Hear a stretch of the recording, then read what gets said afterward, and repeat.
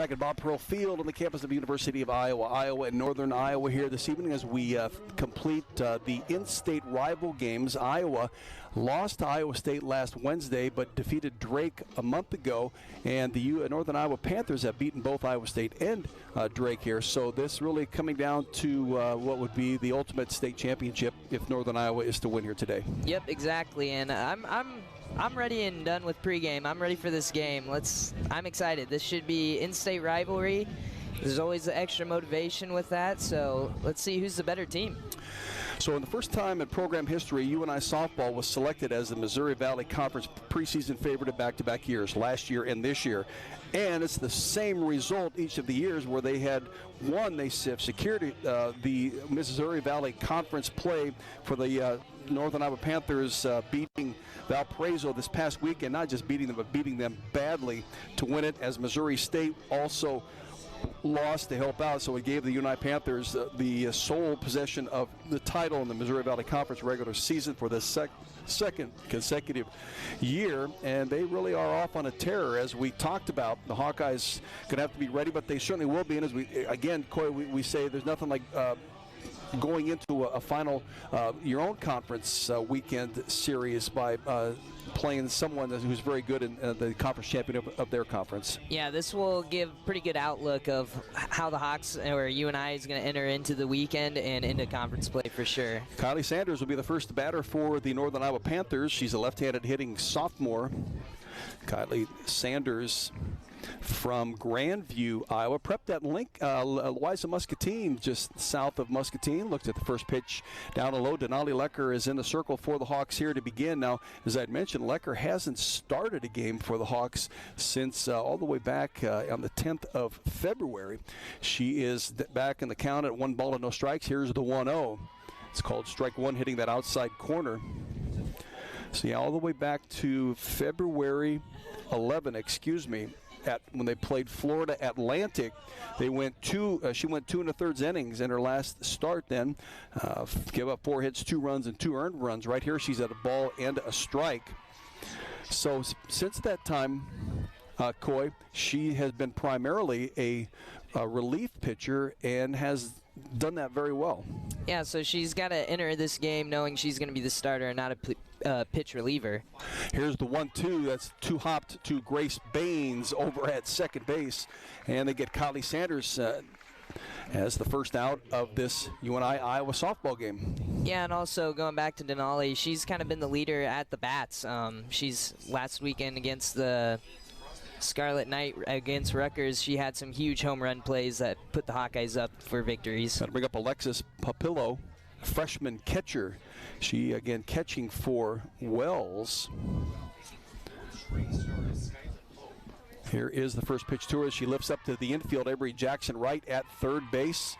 First pitch, pop up to Avery Jackson at third. We've got 2 gone in Northern Iowa's top of the first. Yep, there's an aggressive swing on the first pitch. Good play for the Hawkeyes to go up early on the outs with 2 in the top of the first inning. Madison Park steps to the left-handed batter's box. The junior center fielder batting .336 has started and played in 44 of the 45 games. Here's the first pitch from Denali Lecker. One that is down and away.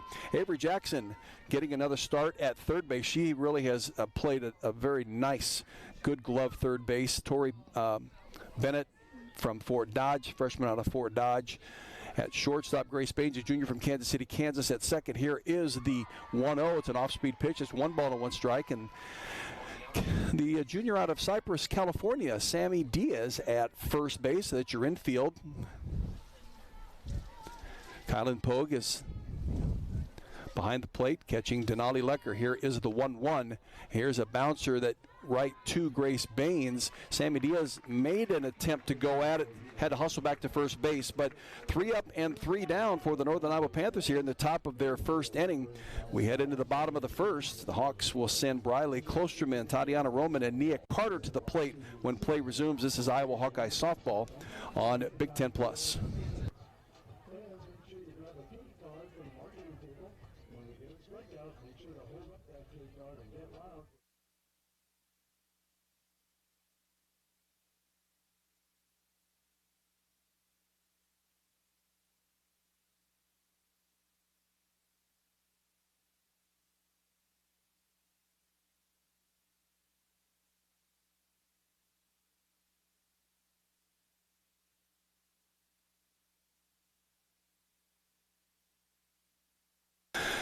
So the Hawks will come to the plate scoreless. They'll head Bradley Klosterman, Tatiana Roman, and Nia Carter to the plate.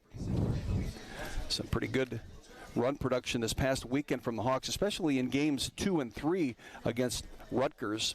Bradley been reinserted in the leadoff role back in the Iowa State game a week ago, and she's kind of starting to come around on that, understanding, remember what it is, she was 1 for 5 in the series against Rutgers this past weekend. Yeah, good to see Briley back doing well at the bats. Hawks are going to need everything they can against this mighty fine Panther team. So in the circle is Samantha Heyer, a junior. She was a second-team Missouri Valley Conference pitcher a year ago. She has a sizzling 1.76 ERA. This 21-4 coming in. Here's the first pitch to Bradley Klosterman. Hits that outside corner, strike one. This her 22nd start, 34 appearances. She's got 11 complete games, 151 innings pitched. So she's used to going the distance in these games. A 1-1 count now on Bradley Klosterman, the junior out of North Liberty. Here is the 0-1. That's outside, so it's 1 ball and 1 strike. Bradley, a .259 hitter coming into today. 22 hits and 85 at-bats. In last year's game against Northern Iowa, she was 1 for 4. That was a 3-2 win for the Hawks. Here is the 1-1. Yeah, Briley just out ahead on that pitch. Just got to simmer down and focus in. Well, it looks to me like Samantha Heyer's got some good movement on those pitches.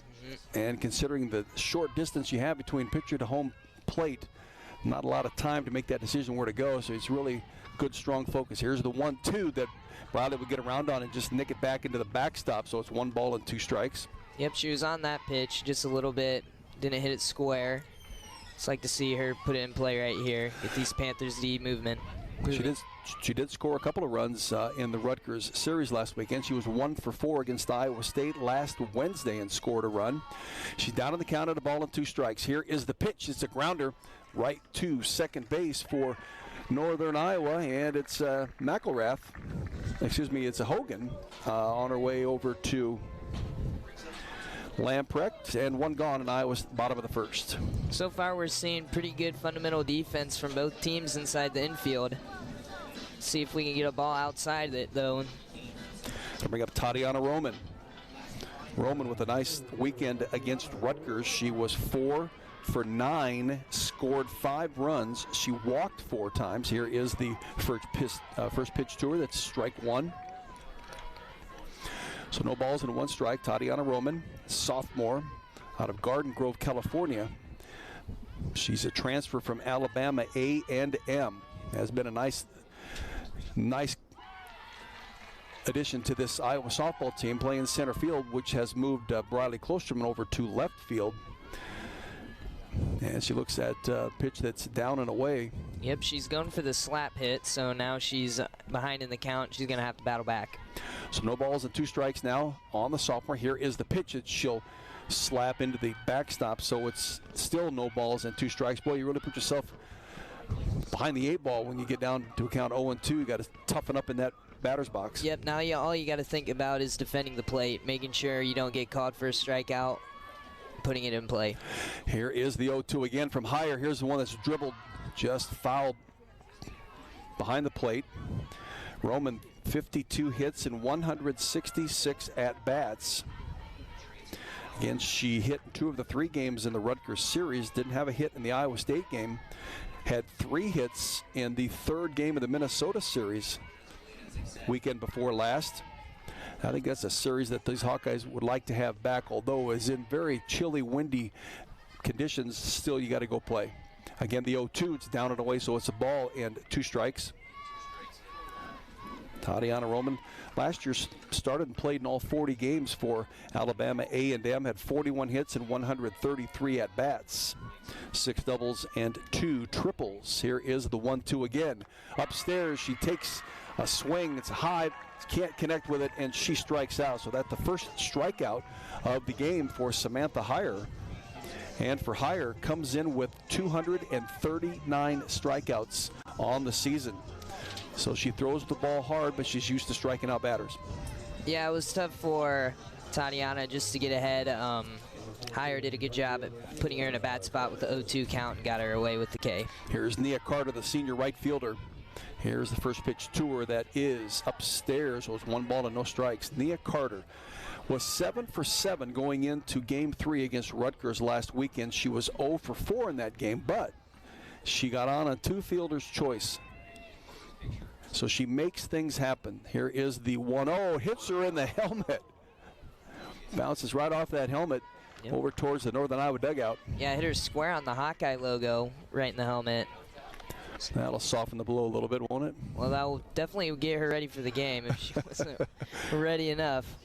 That is the second time that Nia Carter has been hit this season by a pitch. And that's a lot considering she's been at the plate 181 times with 87 hits. You know, she's second in the nation in hits for the season and 4th in batting average. She led the Big Ten going into Rutgers. I was talking about last weekend, you know, she's playing herself into an all Big Ten NBC MVP season. Yeah, exactly, and you could arguably say she's the most dangerous player for the Hawkeyes when she's on base.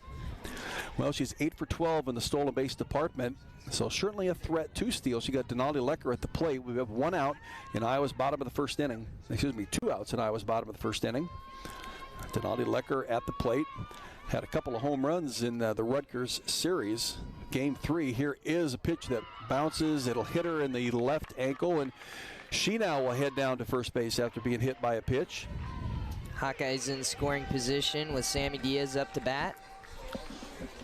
Already putting some pressure on the Panthers. Well, they did this to Rutgers in the 3rd game of the series this past weekend. Scored a couple of times. For Denali Lecker, that is just the first time this season that she's been hit by a pitch. Brings up Sammy. Sammy looks at the first pitch. It's strike 1. Yeah, and Hayer's kind of got to settle down right here, going back-to-back, struck by pitches on batters. So let's see if she can dial it back in. Sammy 1 for 7 in the Rutgers series. Down on the count at a ball and no strikes. Here is the 0-1. She takes a cut at it. It's up in her eyeballs. So it's no balls and 2 strikes. Denali Lecker and Nia Carter on first and second respectively, both being hit by pitches coming from Samantha Heyer. And for Heyer, her 15th and 16th batters. Here's one that Diaz will lift on the right field line. It goes foul. Does the right fielder get to it? Almost. Nice effort out there by Sammy Moss. Came within a step and a reach for that. Yeah, it was about a super nice play to get UNI out of this inning right here. They came in feeling pretty good, up 2 outs, and now the Hawkeyes pressuring them with 2 batters on the base, or 2 runners on the base. Sammy last year 1 for 3 in the Northern Iowa game that was played up in Cedar Falls on practically the same date. Here's a swing and a check foul into the glove of the catcher, and that will end the Hawks here in the bottom of the first inning. Get a couple of runners on, but cannot push them across. Scoreless heading into the top of the second inning. This is Iowa Hawkeye softball on Big Ten Plus. 50 years of tradition, 50 years of Big Ten championships, 50 years of consensus All-American, 50 years of all-time performance on every national stage. Here's to the next 50 years.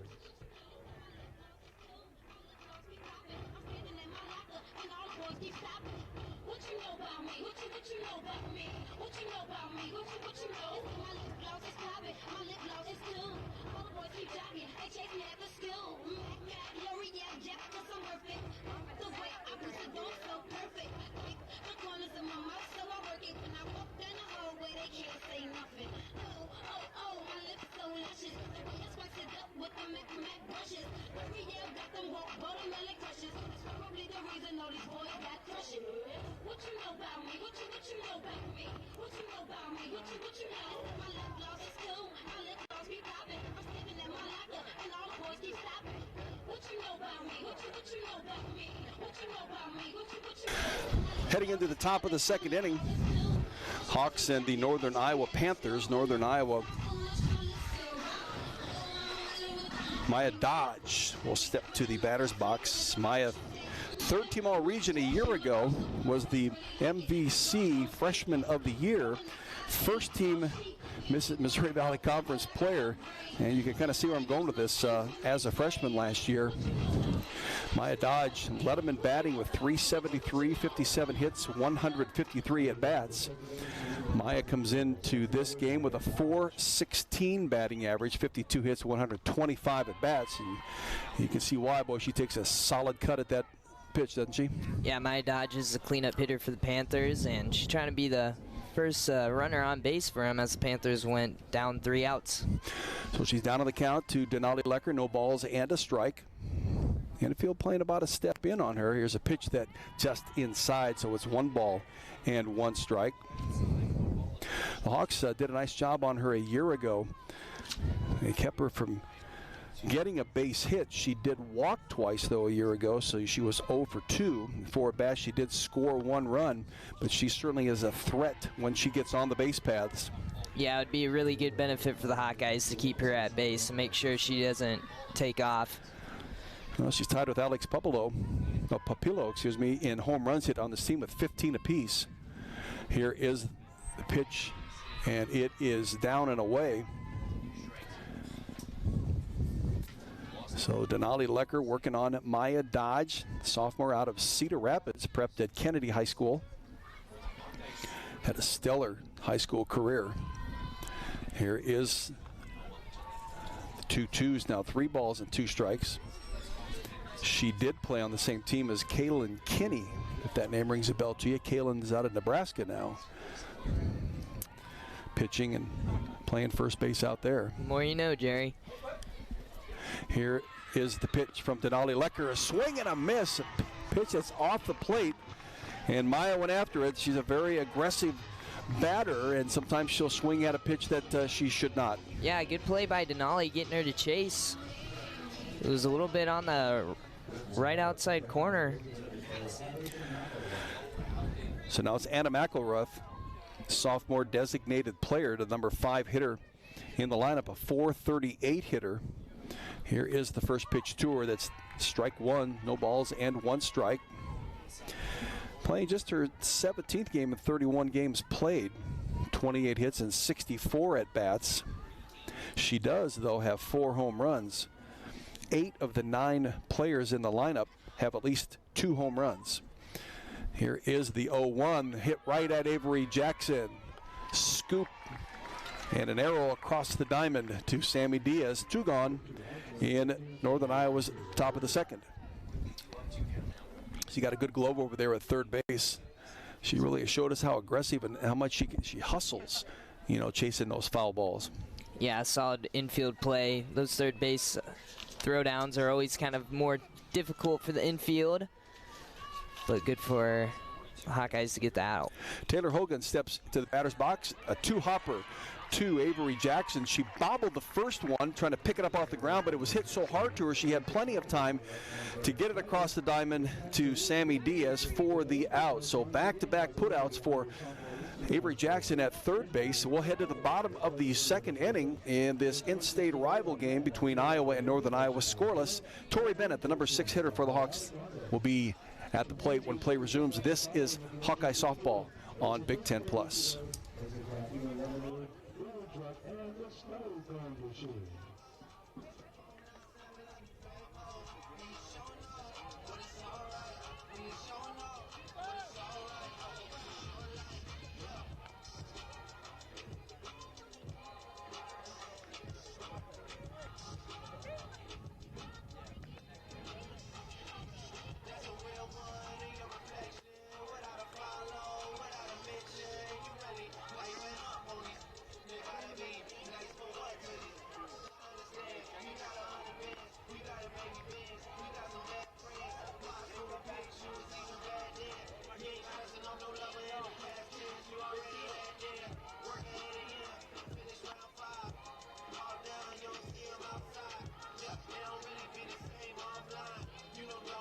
Heading to bottom of 2, we're scoreless between Northern Iowa and the University of Iowa. Tori Bennett, the freshman out of Fort Dodge, stepping into the right-handed batter's box.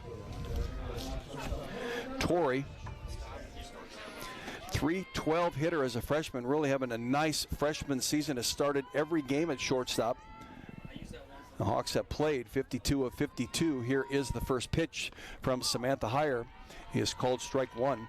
53 hits and 170 at bats, 11 doubles, a triple. No long balls though. She got 21 runs batted in. In the Rutgers series last weekend, she had 4 hits in 9 at bats. She was slugging it nicely. Had a couple of runs batted in game number 3 on Sunday. That was a wild game. I don't think people would really realize, understanding, what Denali Lecker did in that game. We'll get to that when she comes up to the plate. Here's a 1-1 pitch hit out to right field just in front of Sammy Moss. She tried to play it off the bounce and it hit her in the right knee, so she will get a base hit, and then it'll be a advancement of 2 bases via error. And that was an opposite field hit. I don't think that many people were used to having Tori hit that ball to the opposite field because she's so strong pulling it. Yeah, the freshman kind of hit a nice blooper out into right field, took a funky bounce off the UNI player, and she was able to take advantage and get a nice lead to third base for the first hitter of the bottom of the second. Grace Baines now will step into the batter's box. Grace Jr. playing second base, has played almost every position on the field since she's been here at the U. 266 hitter, 42 hits and 158 at bats. Grace in the Rutgers series, 3 hits. She had a hit in each of the games against Rutgers, 3 of 9. A couple of RBIs. She had 2 doubles in the series. So she's seeing it hit the ball pretty well as the number 7 hitter, and certainly you got to support that lower end of the batting order. Yeah, exactly, and it would be, with Tori Bennett on third base already, it'd be really nice just to get one past the infield and get a score. Here's the 1-1 that's just inside on Grace Baines. Tori Bennett started this half inning with a single that turned into a 2-bag error, where she now is at third base with nobody out. 2 balls and a strike on the junior, Grace Baines, out of Kansas City, Kansas. Here's the pitch. She gets around on off the fist. Coming home is Bennett. They will not have her. The play is at first base. The Hawks with the first run of the day. Nice RBI for Grace Baines. It was either a nice infield play like that or maybe a sacrifice fly in the outfield, but the Hawks up 1-0, bottom of the second, so. They'll take it. Good way to get started. Need base runners to get runs. Tristan Doster now doing the designated player role today. Skyland Pogue is behind the plate again for the 4th consecutive game. Good for Renee Gillespie building that position. And Doster takes a look at first pitch, and it is inside. Tristan, a sophomore out of Fort Dodge. She and Tori Bennett and Jalen Adams all on that Fort Dodge Dodger team 2 years ago. That was a state title team. Here's the 1-0 to Doster, a swing and a miss. This year, Doster has really done a nice job at the plate, but remember that Maryland game, that Terrapin game, game number 3, with that walk-off base hit, scoring Echo Matillo from third base to win that third game, a game that the Hawks needed to win. Here is the 1-1, now becomes 1 ball and 2 strikes.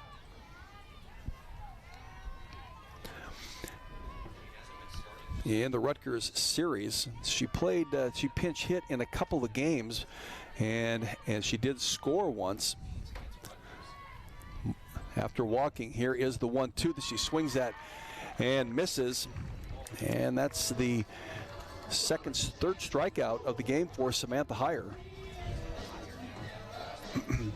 Hawks with a run in. They got 2 outs in their bottom of the 3rd inning. It brings up Avery Jackson. Jackson, a freshman out of Kankakee, Illinois. Just a solid glove at third base. Her hitting is starting to come along a little bit. Batting 123, 10 hits and 81 at bats. Here's the first pitch to her that is called strike 1 of the inside corner. Yeah, Avery's been playing solid third base today already. Let's see if she can work it at the bats. She's down on the count at a ball and no strikes. Here is the 0-1 from Samantha Heyer. Pitch that Jackson rips to the right of the shortstop for the Northern Iowa Panthers, Kylie Sanders. And so Avery Jackson with a base hit, 2-out base hit, keep this inning alive. And we get to the top of the order. Yeah, nice solid contact by Avery Jackson to get it passed into the outfield. Just a really good hit. Now we got Skyland Pogue. He's got around on that. Riley, we're at the top. Sorry about that. Right, yeah, Skyland, the designated player, so she's catching but not batting. So it's Brodie Klosterman now. She grounded out to second base in her first at-bat.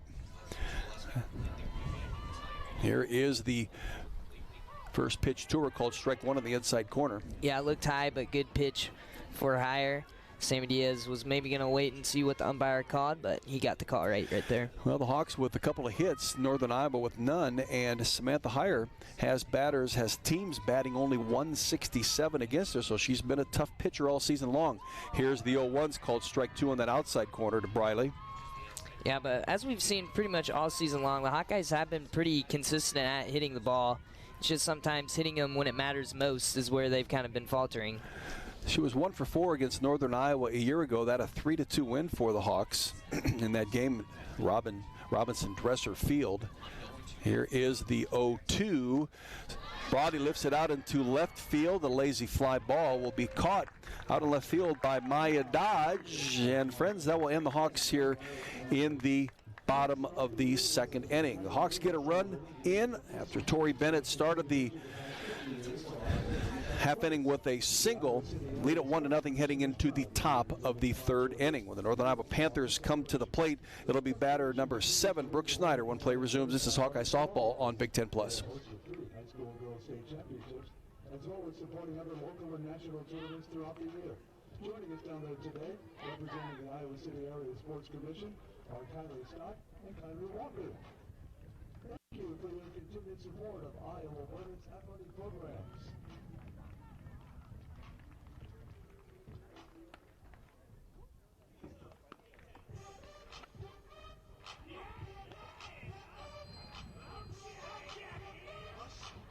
UNI hitting .322 as a team, and its pitching staff at 2.23 ERA.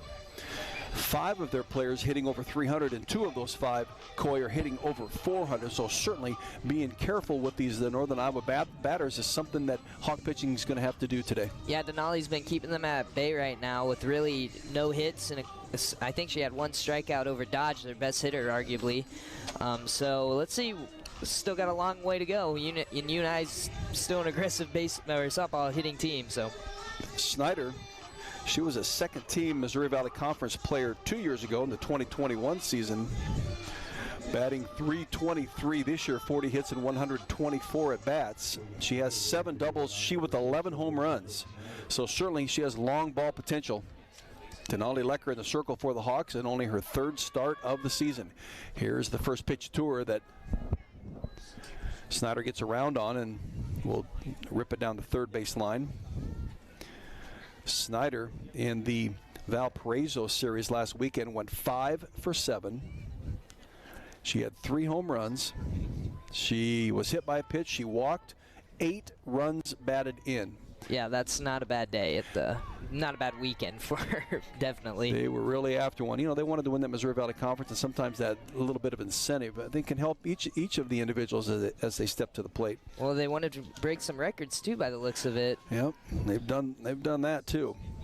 Down on the count at no balls and 2 strikes. Here is the pitch from Denali Lecker off speed. Boy, that was a worm burner, as they call that, right along the dirt to Tori Bennett. Yeah, Tori could have honestly taken a step in and made the catch, but it was a hard hit. Nice play for her to throw down to first. These Hawkeye defenses for sure ready right now. 1 out in Northern Iowa's top of the third inning. Brings up Sammy Moss. Moss, a 174 hitter, a junior. 12 hits and 69 at-bats on the season. Here is the first pitch to her. And it's down and in on her, so it's a ball and no strikes. Yeah, impressed with Denali so far at the start of this game. We kind of coming in was wondering, she's been a relief pitcher, how she would do as a starter, and she's really honing in right now at the beginning. Very focused, yeah. No question. And I think she's almost treating it like she's in relief, although she has started. She's, been she's been able to locate those pitches. Sammy Moss is the redshirt junior out of Mount Vernon, just north of Iowa City. 1-1 count. Here's the pitch. Sammy, the left-hander, gets around on it, swings and misses. Moss, the number 8 hitter in the lineup for Northern Iowa, has 4 doubles for her extra base hit credit. 1 ball and 2 strikes. Here's the pitch, swing and a foul into the backstop. Yeah, Moss is going to have to play a little bit defensively here right now. Try and get on base and get to the top of the order for UNI. Well, Moss in the Valpo series last weekend, 2 for 7 with a run batted in and a stolen base. You know, Snyder had a good weekend. There was 5 or 6 others who had excellent weekends just like that. Here's the 1-2. She pulls down foul the first base line. Sammy D is there to scoop it up. Back to Denali Lecker. We'll head back to the circle, and the situation remains the same at a ball and 2 strikes. Yep, Denali wants to keep putting the pressure on, not letting her back into the count. See a good battle right here. 1 ball and 2 strikes. Denali gets the pitch signal from the dugout. Here's the windup and pitch. Again, exact same situation. Dribbles it down the first base line. So it must be a pitch that's coming down and in on Sammy, and she's just getting enough of the bat on it to foul it off. Yeah, it looks like Denali's been locating on the inside right at her knees right here.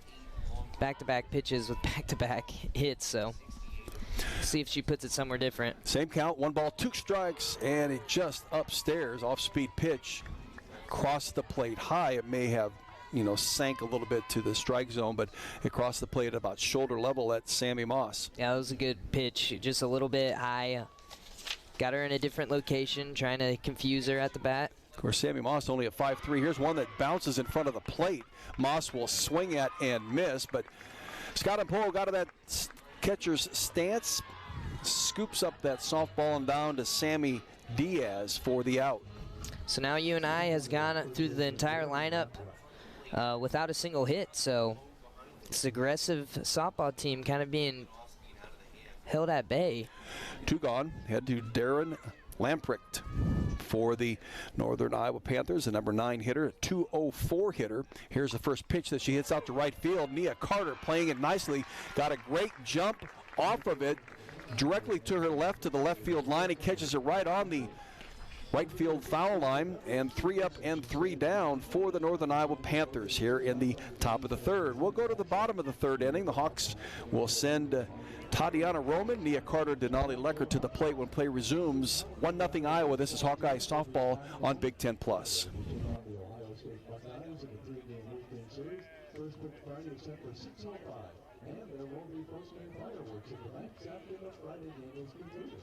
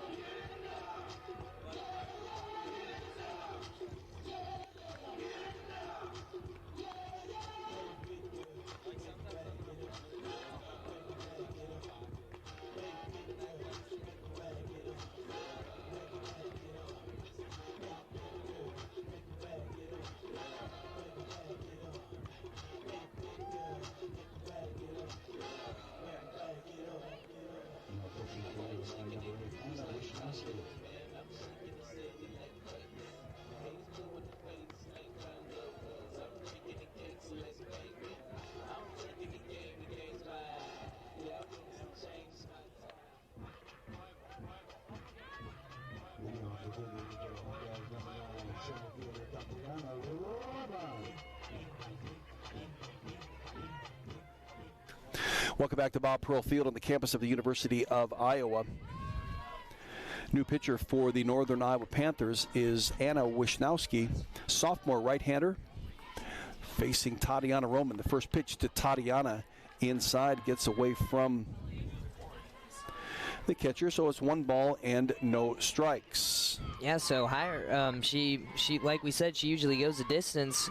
Hawks got her out early. That's got to be a confidence boost for the dugout right now. Well, maybe it's all head coach Jacobs wanted out of Samantha Heyer, knowing that they've got to keep her fresh for the conference finale this weekend against Evansville. Although they won't give them much of a challenge, but they just do need to keep it in some kind of a rhythm. Yeah, exactly. And we got UNI's 3rd and 1st charging the plate right here for Tatiana Roman. So Wisnowski is a sophomore from Trevor, Wisconsin. Here's the 1-1 to the Sophomore Tatiana Roman out of Garden Grove, California. She went to Alabama A&M as a freshman. Started and played in 40 of those games last year. 41 hits, 133 at-bats, led the team in batting at .308. We'll give you Wisniewski's numbers here shortly. 2 balls and 1 strike. Left-handed hitting Roman. An off-speed pitch that she lifts just down the third base line and just in front of the wall. Is caught by Northern Iowa's Brooke Snyder. And that's the first out of the bottom of the third inning for the Hawks. Yeah, good 50-50 ball for Snyder to go and snag right in front of the Hawkeye dugout and get the early 1 out for UNI. Looking up right into that sun as well. So Anna Wisniewski is making her 14th appearance. She has started 3 games on the year. 27 1/3 innings pitched. So she's the third leading pitcher as Nia Carter pulls the bat, shows bunt, pulls the bat back and balls down and in. So it's 1 ball and no strikes. Wisniewski's given up 35 hits, 21 runs, 16 of them earned, has walked 10 batters and struck out 18 of them.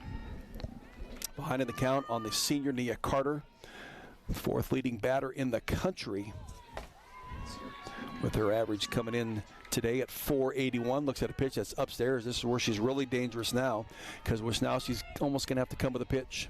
Yeah, and Nia Carter has been playing really good. She's trying to get all Big Ten accolades at the end of the season. Well, I don't think there's any question that that's going to happen. I want to see her become the MVP. I think she's had that kind of year. Here's one that she lifts out to left field and just stays up long enough for Maya Dodge to come in from left field and make the catch. So Nia, after being hit by a pitch in her first at-bat, flies out to Maya Dodge in left field in her second at-bat. And we got 2 gone in Iowa's bottom of the third. So now let's see if Denali Lecker is going to get hit by a pitch for the second time. Nia Carter didn't at her second at-bat, but see if Wisniewski can give her a good pitch. So Denali Lecker, 259 hitter, 41, 158 at-bats. Here's one that she rips right to shortstop, and trying to play it off that short hop was Kylie Sanders, and it bounced up off the heel off her shoulder. And when you start having problems like that, you're never going to get the out to first base. Yeah, it was a hard hit, and it was one of those things where, you know, she's got to make a quick impulse decision. Should she go up a couple steps and make the catch, snag, or take the hard hit? And she took the hard hit right there. Good play by Denali as we got a pinch runner going in for her. Is that Sammy Moss? No, it's Haley Down. Haley Down will come in and pinch run for Denali Lecker. Here in the bottom of the third inning, Down has been almost exclusively pinch runner all season long. All the way through the Rutgers series last weekend, 37 games as a pinch runner, has scored a number of times. 2 gone. Here's the first pitch to Sammy Diaz. Lifts it up out into left field where Maya Dodge will get up underneath it and make the catch. So the strategy to put Haley Down at first base and have her run for Denali Lecker doesn't work out for the Hawks. It strands Haley Down at first base, and so we'll go into the top of the 4th inning.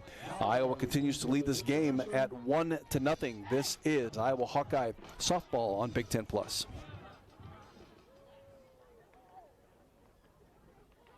And that is correct. And here is song number 2.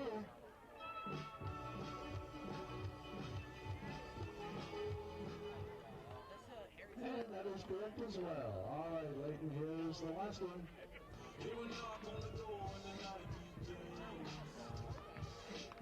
And that's good. 3-5-3. Congratulations, Leighton.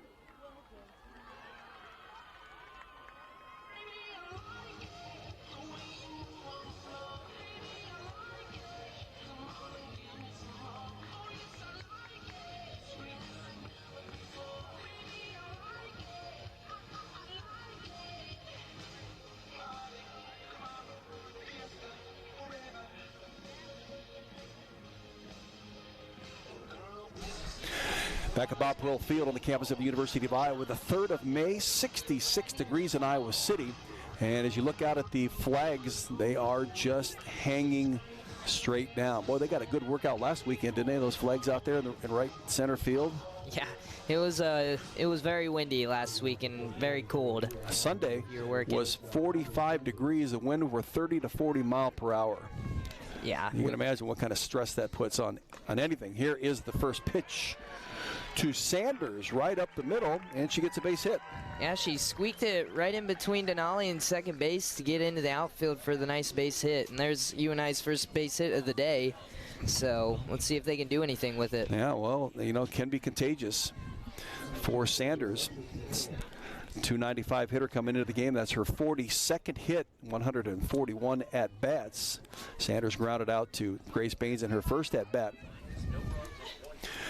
So now we've got Alex Papillo. Here is the first pitch to her. That's upstairs. Now Sanders, semi-threat to steal. She has stolen 8 bases in 10 attempts this year. We'll see if Coach Jacobs will send her on to second. Here is the 1-0 and a swing and a miss. So it's a ball and a strike. Good off-speed pitch by Denali Lecker. Yeah, and she's got to play a different game now with a runner on base. So let's see how this goes. See if Skyland Poe can get a nice throw down to second too. She had a couple against, or at least one against the Scarlet Knights. Kylie Sanders at first and one off the fist of the bat by Alexis Papillo. Well, it's as good as a bunt, if you will, because you still advance the runner. Yep, exactly. So now we got UNI Sanders in scoring position with their third batter, and then cleanup up to hit. Madison Parks now will come up to the plate, the junior center fielder.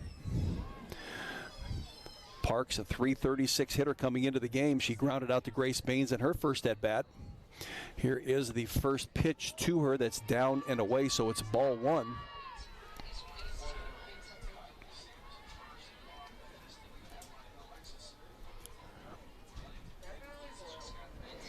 So 1 ball and no strikes on the junior, Madison Parks. Pitch from Denali Lecker, a pitch that 2-0, just off the plate. Madison Parks, a redshirt junior from Pella. And notice the amount of Iowa girls that are, ladies that are on that Northern Iowa softball team. Ryan Jacobs has done a nice job of recruiting them to Northern Iowa, 16 years with the Panthers. Here's the 2-0, a pitch that hits it outside corner, so it's strike one. Yeah, both teams are pretty much littered with Iowa athletes.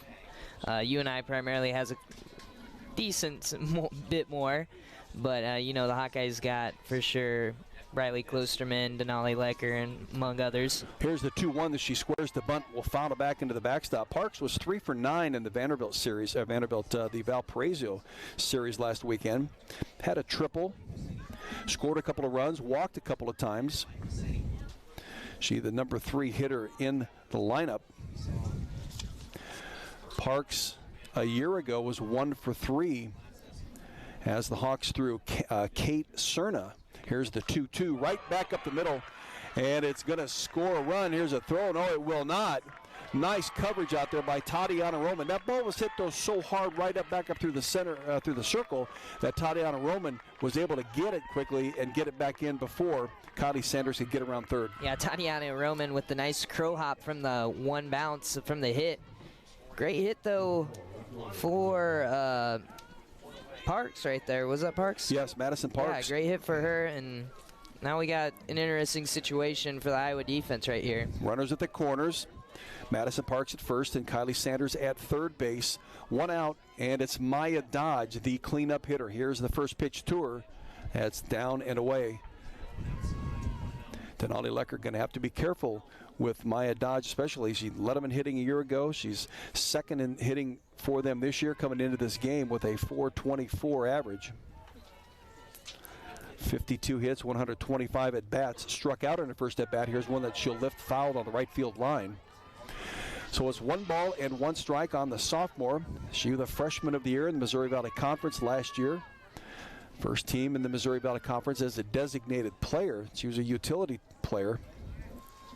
Yeah, Dodge for sure wants to get UNI in the score columns right here. She's going to be after it. Here's the 1-1 pitch that she'll dribble to Avery Jackson. Jackson going to go home with a beautiful play to Skyland Pogue. They tag Sanders out at the plate, just bang, bang. Avery Jackson made that decision immediately, although she had a good hop to her as she was charging down the line. Yeah, Avery Jackson saw the third base runner going home immediately, and she was like, not on my watch. I'm going to get you out right here. Skylar Pogue with the nice tag, and then the throw down to second base. She about got the second base runner, She too. just about got Madison Parks, and she strayed off a little bit too far, but she gets back. So with 2 outs, brings up Anna McElroth. Yeah, Jerry, that's going to be a critical play down the stretch, too. Here's one out to left center field. It's in the gap. It is to the wall. One run's going to score. Another, Maya Dodge is around second base, and she is going to score. And on the throw, McElroth will go to third as it gets past the catcher. So just like that, a rip out into left center field. 2 runs will score, and the Panthers take a 2-1 lead. Well, I thought it was going to be a critical play last time because of the 2-out situation, but that was a nice hit. One hop to the fence, scoring 2 UNI Panthers, and now the Panthers regain the lead. They lead it now 2-1. Yep, 2-1. Hannah McElroth on a 2 RBI double. And for McElroth, that is her 10th double on the season. 2 outs, runner at third is McElroth. And it's her 21st and 22nd runs batted in. Maya Dodge leads them and the country in runs batted in with 63. That a new Northern Iowa Panther record. Here is the 1-0 to Taylor Hogan. Hogan grounded out to Avery Jackson at third in her first at bat. Yeah, so now the UNI pitchers are starting to feel Denali Lecker's throws. We knew they were going to be aggressive and took them all the way to the top of the fourth inning to get it going. Almost might take a pitching change. Here is the 1-1. I would think maybe that if Hogan gets on base, scores another run, we might see a relief pitcher coming in for the Hawks. We got Brianna Vasquez, we got Jalen Adams to pick from. We got the Henderson sisters. Here's the 2-1 from Denali Lecker to Hogan. It's down and in. 3 balls and 1 strike. Yeah, the Hawks got to get out of this inning right here. They can't allow any more damage after that 1 hopper to the fence. So 2 runs in for Northern Iowa here in the top of the 4th inning. 2-run double by Anna McElroth. She just drilled it out to left field. Here is the 3-1. This in the same spot. Pushing Tatiana Roman back to the wall. Off the top of the wall. It scores a run. And Hogan doing a nice job of getting around first to second base. And an RBI double. Back-to-back doubles for the Northern Iowa Panthers. That one a foot down from the top of the wall. Yeah, that was very close to being a 2-run home run. Nice hit by Hogan. They're just seeing the ball on Denali right now. I would not be surprised if a pitching change would happen soon. She's had a very good first 3 innings, but this 4th inning's kind of been a little bit rough. They got to the top of the lineup, and they've kind of just been working her. Well, coming into the game, Northern Iowa had set a new doubles hit record on the season with 84, so they're gonna add to that here, just especially in the last 2 at-bats. Well, those are the 2 doubles. They've got 3 hits in this inning alone. Yeah, so we got Skyland Pogue walking out to Denali, trying to cool her down, settle her down. We still got to get 1 more out to get out of this inning. And like we said, the Hawks were in good position to they had 2 outs before the scorers came in, and UNI took advantage of some pitches and got themselves a nice little lead right now. Brooke Snyder will step to the right-handed batter's box and ground it out to Tori Bennett in her last at-bat. Northern Iowa leads this game 3-1. They've scored 3 times here in the top of the 4th, all with 2 out. Here is the pitch that Snyder gets around on and will foul it into the backstop. Got to be careful with Snyder. 3rd on the team in home runs with 11 herself. Has hit 7 doubles. This is a doubles hitting softball team. 4 players have hit double-digit doubles. Here comes the 0-1 from Denali Lecker off speed. Does it hit that inside corner? It does. So Denali doing a nice job of getting ahead of Brooke Snyder. Snyder grounded out to Tori Bennett in her first at-bat. Yeah, those are some tough pitches, too, to hit for Brooke Snyder. Good spots by Denali Lecker right here. Here is the 0-2 from Denali Lecker. Pitch that she get out of right field. It's going to be fair, just inside the right field line. That will score Hogan from second, And back-to-back-to-back doubles for the Northern Iowa Panthers gives them a 4-1 lead. Yeah, and what kills it is all been off after all with 2 outs, so the Hawkeyes kind of not taking advantage of, the situation to get out of the inning, and UNI has just hit, 3 doubles in a row. Yeah, they're getting out to they're getting that fat part of the bat around. They swing a strong bat. That was a great hit, though, right on the right line. Had to get Carter to get a tough throw to second. Good spot. With 2 outs and 4 runs in for the Northern Iowa Panthers, this will be the 8th hitter of the at-bat. Northern Iowa has scored 4 runs. They've done it on 5 consecutive at-bats. The most recent was a double by Brooke Snyder, who scored Taylor Hogan, who hit a double, who scored Anna McElrath, who hit a double, who scored Maya Dodge and Madison Parks. Yeah, you could say their bats are hot right now. As the pitching coach walks out and talks to Lecker.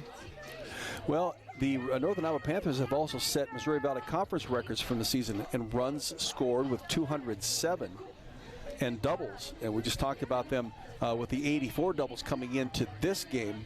They've increased that to 84 for a program record, but it's 55. Well, in the Missouri Valley Conference, they're at 51. Yeah, and like we said, those records were broken last weekend at Valparaiso, and they're just going to add to it as we get the pitching change right here. So it'll be Jalen Adams. So Denali Lecker will go 3 2/3. That's not going to be the last we see Denali, though. I'd imagine she's still going to be batting for the Hawks. Yeah, she'll be as a designated player. There'll be some switching around. But yeah, the game totally shifted this 4th inning so far. So Jalen Adams will come in for the Hawks. Jalen pitched in the Rutgers series this past weekend, games 2 and 3. She started game 2 when 5 innings, gave up 6 hits, 3 runs. 2 of them earned, walked a couple, struck out 1, and in the 3rd game against Rutgers, she threw 2 innings in relief. She walked 2 batters and struck out 1, and facing 9 total batters is Jalen Adams, the freshman out of Fort Dodge, who is having a nice freshman season in the circle. Yeah, and just going back to Denali, she struggled at the top of the 4th this inning. But for the first 3 innings, she really did a good job at, limiting UNI. They went through their whole lineup without a hit, but they got on her. The timing was there, and UNI was feeding off each other. But they're still at the plate. Jalen Adams will come in here in the top of the 4th inning. She'll inherit a runner at second base, and that is Brooke Snyder. Snyder 1 for 2, and for Snyder. Yeah, we like to say Jalen Adams is a fire chief right now. She came in to put out the fire. See if she can do that. She's facing, well, no, it's not Sammy Moss. He's got a Standersky is in for the Northern Iowa Panthers. Batting for Sammy Moss. She's down on the count at no balls and 1 strike to Jalen Adams. Here's an off-speed pitch, breaking pitch. She waits on and fouls it into the backstop. Faith Standersky with a runner at second base, pinch hitting here in the top of the 4th inning for Sammy Moss. Standersky, 238 hitter. Here is the pitch upstairs. 1 ball and 2 strikes.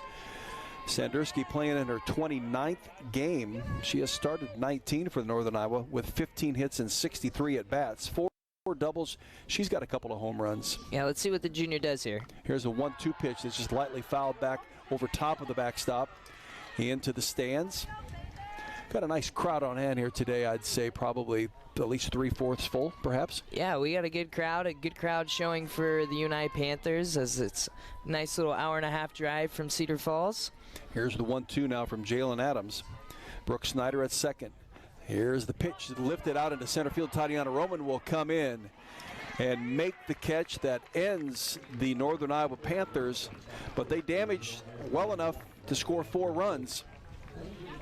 and take this lead at 4-1 as we head into the bottom of the fourth inning. Going to be the Hawkeyes' Tori Bennett when play resumes. This is Hawkeye softball on Big Ten Plus. It's time to play the song of the game. Man, I feel like a woman by Shania Twain. Let's go, girls.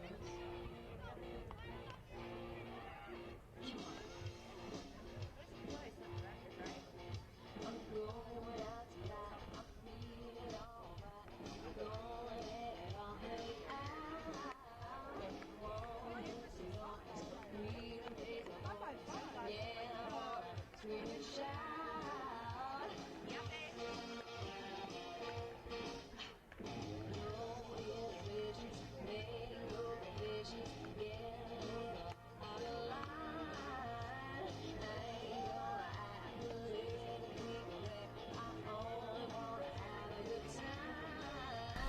Back at Bob Pearl Field on the campus of the University of Iowa in Iowa City. It's UNI, University of Iowa softball, the final intrastate softball game.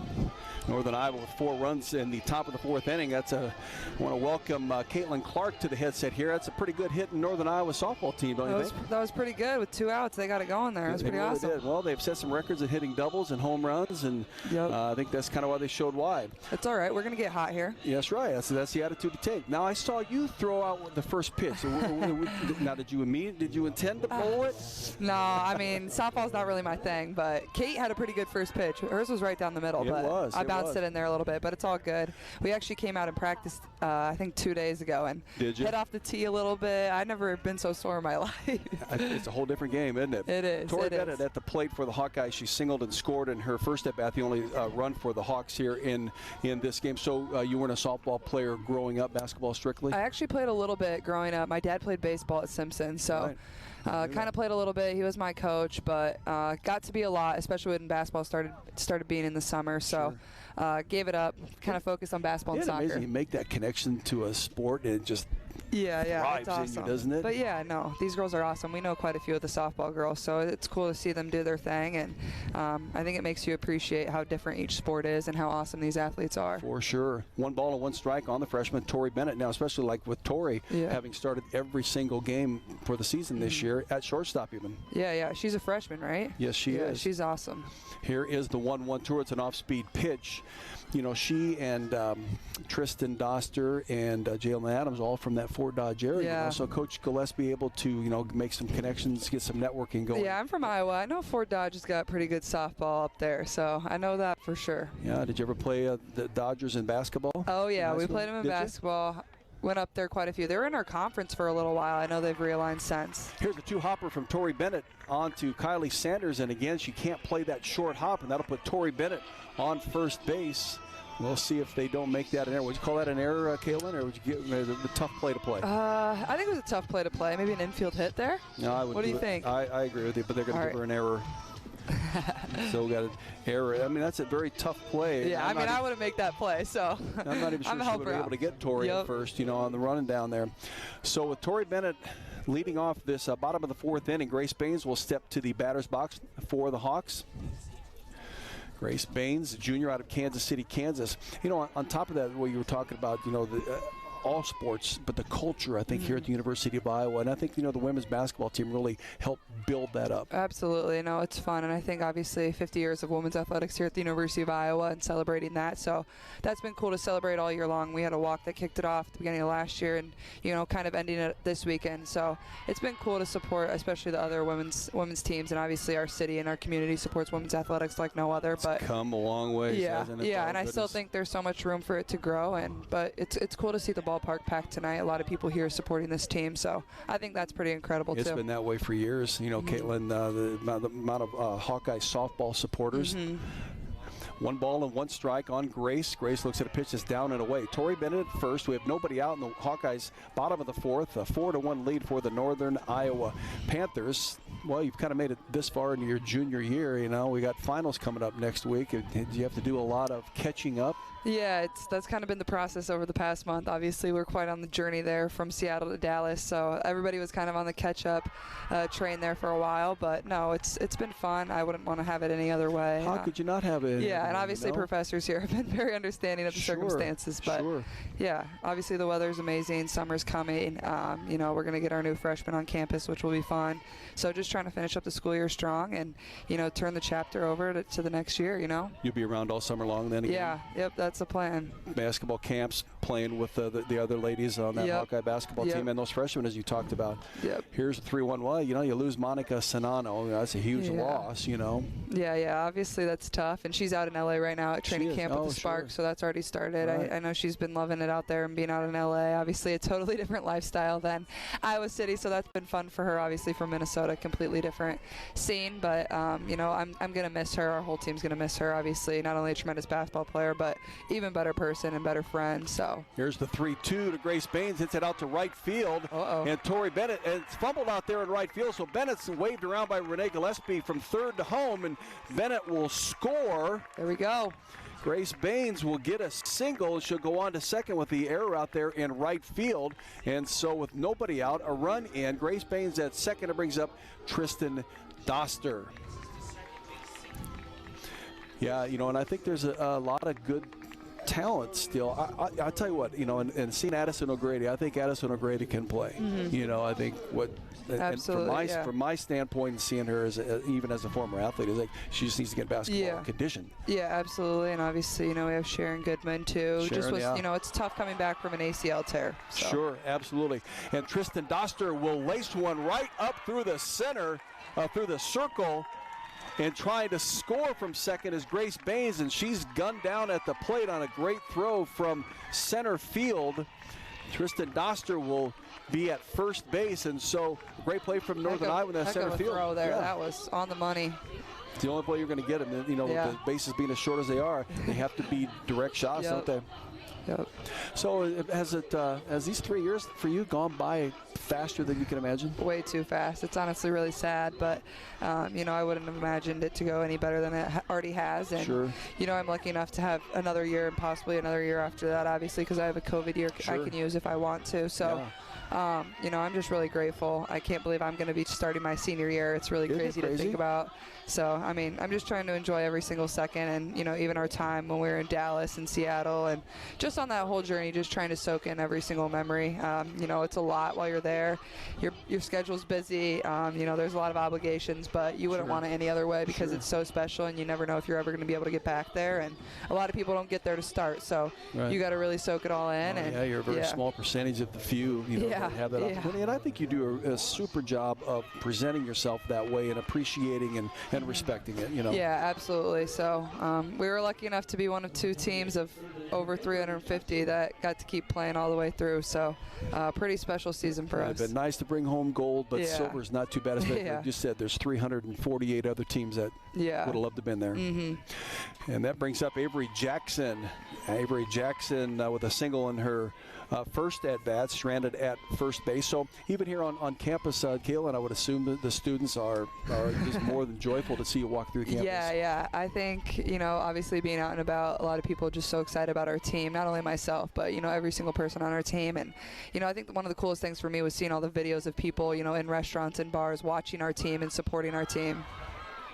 You'd be surprised. Here's the Avery Jackson trying to bunt. She'll pop it up in the air, and the pitcher will come down and make the catch. Well, I was out in Seattle when you guys were out there. I just didn't get a chance to go to the game. But there were pockets of Hawkeye fans everywhere. Yeah, I mean, that was one thing. Like, I love Hawkeye Nation, and they travel and support so well, but I just didn't know how it would be in Seattle. Obviously, that's halfway across the country. I knew in Dallas it would be wild and hard to get a ticket, but Seattle really, really was incredible. So many people there. I don't know if it was West Coast Hawkeye fans or people traveling from the state of Iowa and the Midwest, but pretty incredible. There and, you know, a lot lucky of to do Hawkeye that. people out there. To be honest with you. There's Hawkeyes everywhere. Really. So that was super cool for sure. So to bring up Brodie Klosterman, top of the order. Well, you know, you guys set yourself up nicely to have to repeat. You know, this season's behind you, of course. Nothing can be taken away. But people really kind of portend. All right, now you did it this year. We need to have you do it next year too. Absolutely, that's the goal. And I think Coach Butter always has us playing our best basketball at the end of the year. So no doubt. You know, I'm lucky enough that I get to play for a coach like her. her. She's incredible, one of the best leaders I've ever been around. And you know, Kate Martin's returning for her 5th season. Obviously, Gabby Marshall's doing the same, and I think Hannah Stolke is going to be a big problem this coming year as well. I think she's going to get a lot more minutes, obviously, and you know, with minutes comes a lot of confidence, and I think that's going to be the best thing for her. Obviously, 6th player of the year last year, and you know, sky's the limit for her. I think she can be one of the best to ever wear a Hawkeye uniform, and I truly believe that. Here's Brodie Klosterman, looks at a pitch, swings at it. So she strikes out. That ends the Hawkeyes here in the bottom of the 4th inning. Well, Caitlin Clark, pleasure to talk with you. Thanks for Best having of luck me to you. on. Yeah. Thanks for Have yourself a great summer, and we'll look forward to seeing you next year. Appreciate it. Thank you. Caitlin Clark, the junior University of Iowa Hawkeye basketball player, having a chat with us here at Bob Pearl Field during the Hawkeyes at bat. She helped the Hawks score a run in the bottom of the 4th inning with Tori Bennett leading off with getting on an error and then being batted around. Hawks trail at 4-2 as we head into the top of the 5th inning. We'll have it for you coming up. This is Hawkeye Softball on Big Ten Plus.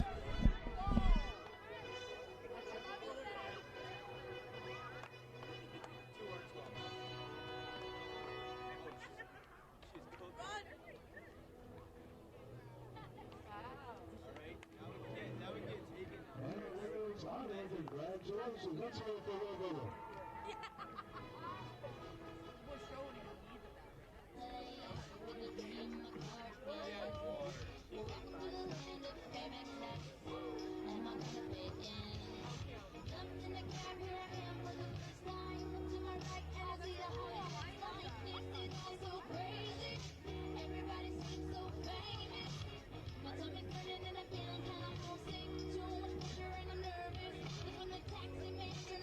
Heading into the top of the 5th inning, Darren Lamprecht will step into the right-handed batter's box for the Northern Iowa Panthers, who scored 4 times in their last at-bat to take the 4-1 lead. The Hawkeyes then would get the run in the bottom of the 4th to make it 4-2. We got a ways to go yet in this. Hawks got to buckle down, and it's Jalen Adams from the circle. She trips on the rubber and throws an errant, or pitches one that's off the plate, so it's ball 1. Sorry to disappoint our viewers, too. I am officially back, and Caitlin did a good job. She's a natural on the mic. I'll stop that there, my friend. Just joking. You're doing fine. Nah, it was awesome. It's cool to see student athletes supporting other student athletes. That's what she said too, because they're out here, there's field hockey, there's volleyball. They get to what they can, because remember, they're still students and they have to go to class and they've got to study just like anybody else. Yep. And so let's see, the Hawkeyes got a run in the last inning. Yes, sir. Now they got to hold UNI, so they're kind of chipping away. But UNI's, they've been streaky, especially last inning. Well, it's a number 9 hitter, so they're going to get the top of the order after this no matter what happens. And Lamprecht's being a tough at-bat. She's got 1 ball and 2 strikes. Flew out to Nia Carter in her first at-bat. Lamprecht, a 204 hitter coming into the game. 23 hits, 114 at-bats.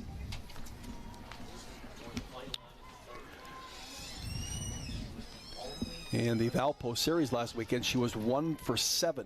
Here is the 1-2 that's wet outside, and she will not chase it. Avery Jackson at third, Tori Bennett shortstop, Grace Baines at second, and Sammy Diaz at first.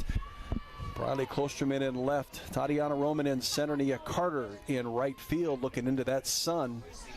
You see the shadow just beginning to work around the square. Here's an off-speed pitch that Lamprecht will halfway get around on, and she'll just pop it up to Avery Jackson at third. Yeah, she had a check swing right there. Junior for UNI with a little pop-up out. Avery Jackson's been a stellar athlete at third base right now. She's not letting anything get through it, but that was a pretty easy play, so nice to see her make it and get the 1 out for the Iowa. That'll be the top of the order now. It'll be Kylie Sanders. She's singled and stranded at third. Actually was put out. Oh, now she's hit by a pitch by Jalen Adams. Yeah, right on the elbow pad. So now we got 1 runner on. Well, for Sanders, that is the 17th time that she's been hit as a leadoff hitter. She is a threat to steal. She has stolen 8 bases in 10 attempts. And now we got Papillo on, and sort of in that top of the lineup, second hitter. Well, Papillo's nobody to look past. The freshman has hit 15 home runs on her season, so she's got a good, quick, strong bat. Here's the pitch just up and in on her as well. Jalen Adams in the circle for the Hawks. She came in in the top of the 4th inning.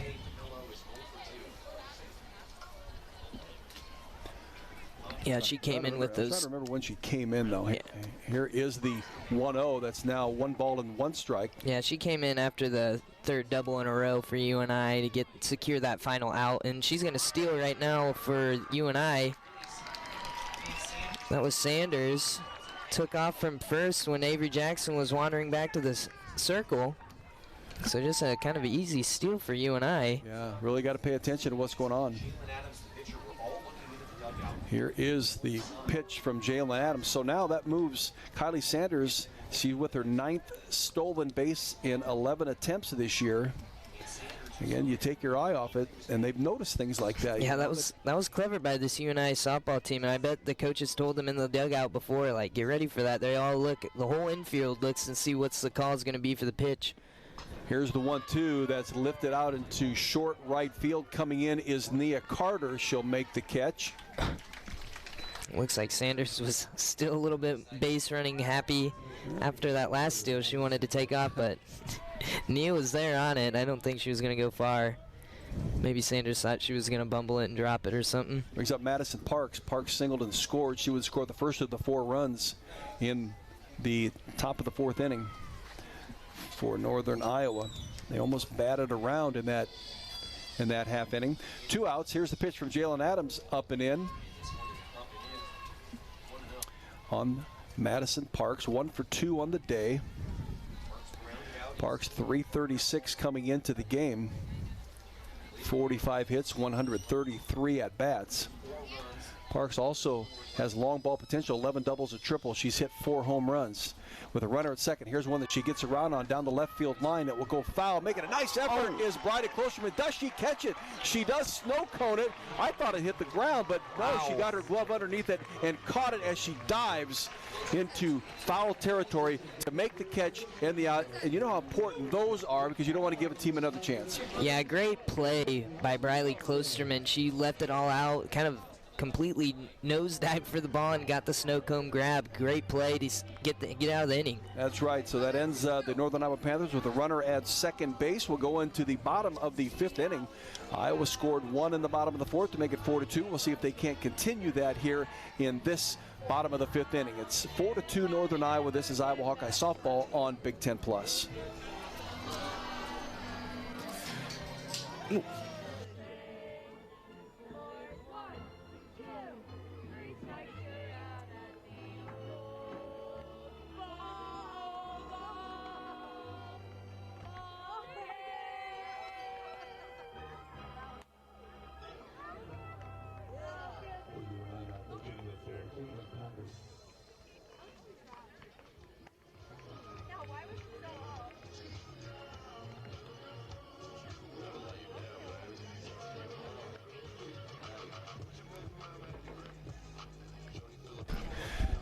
Caitlin Packard will be the new pitcher for Northern Iowa. I thought we would see Packard. I thought maybe she even would start.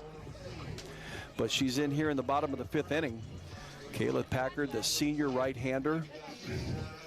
Packard, with 110 and 2/3 innings pitched, has a 12-5 record, making her 29th appearance, has 7 complete games. She has started 20 games, so she and Samantha Heyer are the 2 primary pitchers for the Northern Iowa Panthers. As she comes in here in the bottom of the 5th inning, and the Hawkeyes will send Tatiana Roman to the plate to begin this bottom of the 5th. Hawks need 2 to tie. Have a couple more at bats after this, but for sure, need a run here. Here's the first pitch to Tatiana, is down and away from Packard. And Tatiana is still looking to get on base for the first time today. They've done a nice job on that top of the order for the Hawkeyes. Not a hit among them. Here's the 1-0, becomes 1 ball and 1 strike as she fouls it back into the backstop. Yeah, a little surprised too we're not seeing Wisnowski pitch a little bit longer for UNI. She was kind of in and out. But like we said, maybe they're saving her for this weekend series too, just get her a little bit loose, and so she doesn't lose a whole lot. Get each of them some kind of time in the circle, a couple innings anyway. And the 1-1 becomes 1 ball and 2 strikes now. And Tatiana Roman, who has flown out to third base and struck out 0 for 2 in the day. Roman in the Rutgers series, had 4 hits and walked 4 times. Here is a swing, a check swing that they appeal down to the third base umpire, and he rings her up for strikeout number 1 of this inning, and that for Kaylin Packard. Yeah, Tatiana's struggling at the plate. Let's see if Nia Carter can help her out. She was hit by pitch her first at bat, and I think she had a pop up at the second one. So Nia likes to get on base. Let's see if she can do it right here. Here is Nia Carter. She bunts the ball. She'll bunt it foul. Finishing Packard's stats, she struck out 128 coming into this appearance, has given up 89 hits, 48 runs, 38 of them earned, 44 walks on the season with her 128, now 129 strikeouts. Now we're having a conversation with one of the umpires and Northern Iowa pitching coach. So my guess is they're saying that she's not making enough contact or maintaining contact with the rubber on each pitch. So just giving her a warning call and talking to the pitching coach for UNI, making sure everyone's informed and make sure that mistake doesn't happen again. Kind of icing Nia Carter. I know she's eager at the plate. Slowing down that momentum a little bit, aren't they? Yeah, Nia had a weird, sort of last-second bunt, too. Let's see if she makes her decision more quickly. Here's the 1-0 to Nia Carter, off speed, down and away. 2 balls and no strikes. Nia last year against Northern Iowa was 4 for 4. In that game, she had a double. But in this season, she's been on hitting streaks, 12 games, 13 games. Oh, and here's a pitch that it just looks like it grazes her right wrist. Now they're saying that it went off of her bat. I don't even think she tried to swing at it. Her intent was to swing and realizing it was up and in on her, saying that it hit the bat. Yeah, she's trying to plead her case right here. It was the third base umpire who changed the call. Yeah. Home plate gave her the go to go to first. Something you think you would hear anyway, because there's a different sound off a bat that, a metal bat that would be off of, your flesh, your right wrist, if you will. So 2 balls and 1 strike now on the senior Nia Carter. 1 out, 4-2 Northern Iowa. Here's one that's just dribbled between the circle, short and third. Couldn't place it any better. It was just such a weird spin after the contact. When it hit the dirt, it kind of rolled around the pitcher. She couldn't make the grab. And Nia Carter's too fast when the ball is fumbling around. She's too fast. She's going to make that. So Nia on base again, this with her first hit of the day. She was hitless in the 3rd game of the Rutgers series. And Coy, that would have been, had she got a hit then, that would have been a 14-game hitting streak coming into this game, but now she's got to start a new one, and she has. Yep. That's Nia Carter, the senior, out of Rancho Cucamonga, California. And it brings up Denali Lecker. Lecker started the game in the circle, but she maintains her position at the plate. Right-handed hitter. Denali reached on an error in her last at-bat, was hit by a pitch in her first at-bat. Here's the 1-0 from Packard. Off-speed pitch that gets her swinging at it, and she misses, so it's 1 ball and 1 strike. Lecker in last year's Northern Iowa game was 1 for 4. She scored 1 of the 3 runs in that game. Yeah, and she's kind of just come awake at clutch moments, too. Here's one that she got the fat part of the bat out on, but she'll lift it up into the infield. And at shortstop's Kylie Sanders to make the catch. Yeah, good swing for Denali, just a little bit underneath it to get it popping up. And yeah, kind of hit it at the fat spot, so it didn't really go too far. You want to hit it more square, but I don't need to tell her how to hit a ball.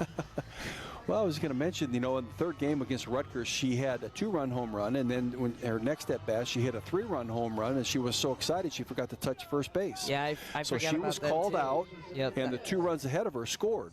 Yeah, it's unfortunate too, because it was a really nice home run hit, but yeah, you got to make sure you hit the bag. And I think they were on.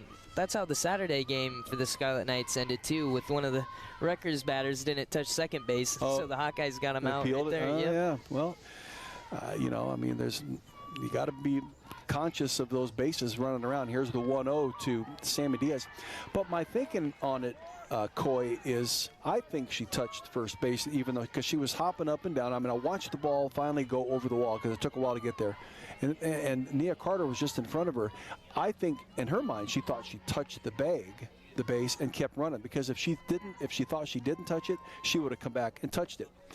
Here's Sammy Diaz with a swing and a miss and 1 ball and 2 strikes. Yeah, and it's also weird because Denali's had several home runs, and I'm pretty sure every single time she's touched the bases, so that's kind of just uncharacteristic out of her. Well, she's tied for 8th in career home runs for the Hawkeyes with 22. But she can't. That's not recorded as a home run. It was an out. Exactly. Goodness. 1 ball and 2 strikes on Diaz, the junior. Here's a pitch that's up and away. So 2 balls and 2 strikes. And the pitcher for the Northern Iowa Panthers is Kaylin Packard, a redshirt senior from Beloit, Wisconsin. Nia Carter at first base. The Hawks trail it 4-2. We're in the bottom of the 5th inning. Bob Pearl Field here, University of Iowa campus in Iowa City. Here's the 2-2. Sammy will lift it up. It'll go into foul territory. Does the first baseman have a chance to make the catch? She does not. She was right there. That's Lamprick, but she just couldn't bring it in. She's looking up in the sun, and you're trying to zero in on that thing straight up. Yeah, it looked like she was getting underneath it, but yeah, probably looking into the sun. I thought second base was maybe going to clean up and maybe grab the snag, because it looked like she knew where it was, but she was trailing behind a little bit. She ran a long ways for that, didn't she? Yep. From second base, Taylor Hogan. So we got deuces for Sammy right here. Yep, 2 balls and 2 strikes, 2 gone. Nia Carter at first. Here's the pitch to Sammy Diaz, off-speed pitch called strike 3, hit that outside corner. Great pitch by Kaylin Packard. Freezes Sammy Diaz at the plate. The Hawks strand 1 at first base is Nia Carter, so we head into the top of the 6th inning. Northern Iowa took the lead 4-1 in the top of the 4th. They'll come to the plate in the top of the 6th inning. This is Iowa Hawkeye softball on Big Ten Plus.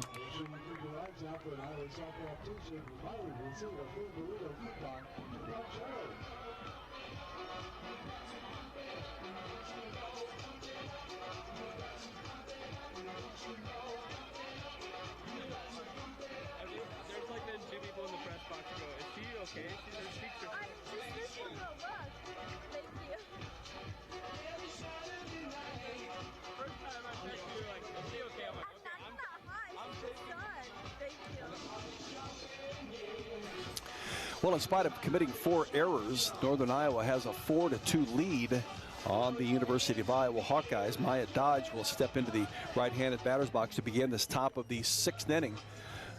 Iowa with 1 run in the bottom of the 2nd inning. That Tori Bennett. Tori has scored both runs for the Hawks here today. She scored in the bottom of the 4th. Hasn't been enough as Northern Iowa able to push across 4 runs in that top of the 4th inning. And that was, they had 4 doubles consecutively. They're a doubles hitting team and set new records in the Missouri Valley Conference as well as in their program. The Missouri Valley Conference regular season champions will take the #1 seed into their tournament. That will be next Thursday. Will be their first game. They'll play at 10 o'clock in the morning against the team to be determined. Maya Dodge will step into the right-handed batter's box, and quickly the home plate umpire with timeout. Something kept him from letting Jalen Adams make that pitch. Adams in relief of Denali Lecker here today. Here is the first pitch to Maya, is upstairs. Yeah, Maya so far 0 for 2 on the day. She was the last batter before the triple doubles that came, the back-to-back-to-back doubles. But she did score. Oh, yeah, she did? Yeah. She's a dangerous hitter, though, so you got to keep an eye on her. Here's the 1-0, line shot right at Grace Bain. She plays the hop, and she'll make the out. That was a burner right to Grace Baines, but she played this nicely to her right. So it's 1 gone. It brings up Anna McElrath. McElrath doubled, had a 2 RBI double in her last at-bat, and has grounded out to Avery Jackson at third. McElrath hitting .438 on the season coming into the game. Here's the first pitch from Jalen Adams. That's upstairs. You want to mention that the Hawks, they head to Wisconsin this weekend. The first game is Friday, but the time start has been moved to 6:30 because the Big Ten Network is picking it up. All right, So those of you listening out there, it's 6:30 start time on Friday at Wisconsin in Game 1. That'll be on the Big Ten Network as well if you're not able to go to the game. It's a beautiful facility up there in Wisconsin and played right off of Lake Mendoza. Been there a couple Gonna be a times, super Jerry? weekend. I was there once. Well, it's good for the ladies to get some attention from the network, so Absolutely. they enjoy it, I know. 2 balls and no strikes. Here's a line shot to Avery Jackson from McElrath, and it'll be 2 gone here in Northern Iowa's top of the 6th. Yeah, Avery Jackson's made it apparent that she's not going to let anything get by her today. She's having one of her better games of the season, I believe. She plays a mean glove. 1 stride to her left, 1 stride to her right. She's got that ball. I mean, they're going to have to hit it by her. I think the only time I saw was last weekend. There was a rip from the line, Rutgers yep. player. It went right by her, but it had to, it was a line shot just beyond her. Taylor Hogan will step into the right-handed batter's box. She with a RBI double in her last at-bat. She scored the 4th of 4 runs for the Hawks. 1 ball and no strikes. Jalen Adams in the circle. Here's the 1-0. Now it's 2 balls and no strikes. Hogan in the Valpo series last weekend was 5 for 10. Scored a couple runs, had a couple RBIs in that 500 batting average production. Here is the 2-0, becomes 2 balls and 1 strike. Jalen with a nice location on that pitch on the inside corner. Taylor Hogan, a junior out of Waterloo, prepping at Columbus High School. Here's the 2-1 off speed. Does it hit that plate? It does in the outside corner. 2 balls and 2 strikes.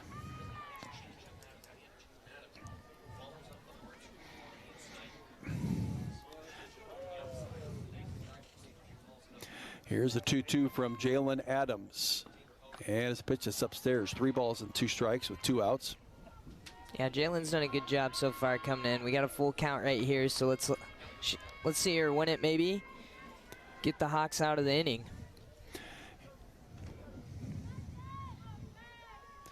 Here is the 3-2 off speed. Lifts it up to the infield.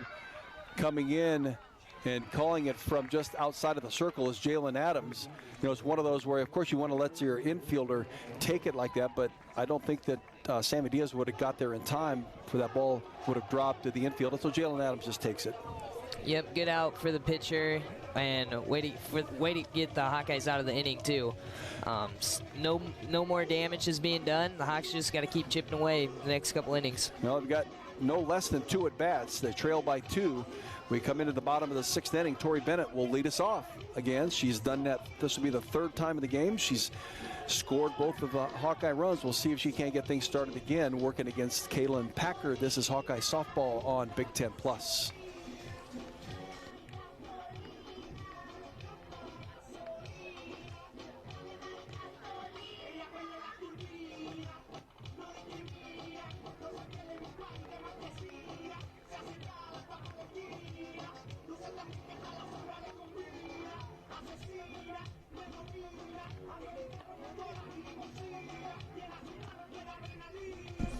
Welcome back to Bob Pearl Field on the campus of the University of Iowa in Iowa City.